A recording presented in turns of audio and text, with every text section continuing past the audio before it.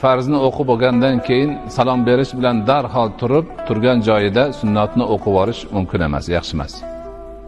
Rivoyatlarda kelgan bir kishi rivoyat qilib aytadilarki, men xalifa Muaviyani vaqtlarida xalifa o'zi namoz o'qiydigan joyga kirib qolib, birga namoz o'qidikda, farzdan keyin salom berish bilan turib namoz o'qidim, u odam buni qilma.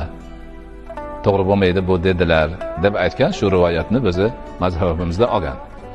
Olinganligi o'sha farzni o'qib salom bergandan keyin bir muddat o'tsin. Bir muddatni bizni ulamolarimiz shu astag'firullohni 3 marta, Allohumma antas salam va minkas salomni aytishdan belgilashgan. Yoki turib boshqa yoqqa o'tib o'qisin. Aynan farz o'qigan joyida shu oyog'ini jedirmay turib, o'rnidan turib o'qish shart emas. Shuning uchun ba'zi birlar yonidagi odamni almashib o'sha amalga qarab ham sajdagoh ko'payadi. Sajda qilgan yeri ko'payadi.